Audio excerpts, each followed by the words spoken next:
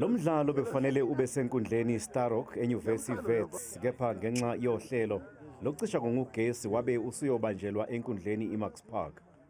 IMaskandi FC ecitshwa ngumncedisi Ndlovu elekelelwa nguGigi Masinga ibibophele insizwa oJaiva Zimnike Ngelo V Ntencane Gatsheni wodumo lwengoma ezamzukwane engasoze zabona ukhuzana indlamlenze Mpungose ogqoke inombolo yeyinkakha ujezi number 10 okusho ukuthi ke nguyena uMessi weMaskandi FC. Ithe isuka nje labhajwe intanjeni yahamba phambili iMaskandi FC ngegoli layo indlamlenze.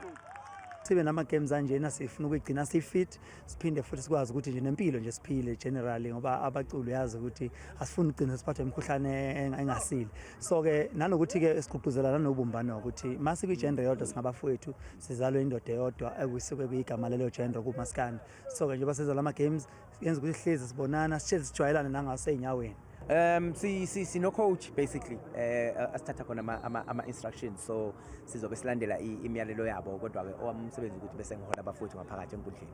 La kahle kahle indlela esiyenzayo le esiyenza nje njalo ukuthi silungiselele ukuthi kufika ama tournament sibe sisesimene right sikwazi ukuphinda sivikele inkomishini yethu kwazise ithino champagne kwi tournament le ezayo ye Celebrity Cup. Sijabule kakhulu entity kaMasipala, kahle kahle entity kaMasipala. Sijabule kakhulu ukuthola isimemo from insizwa zangakithi ukuthi sizodlala nazo. Sijwayele ukuzibona kwinkundla zokuxhumana bedlala, siyajabula nathi ukuthi sibe ingxenye yabo namhlanje.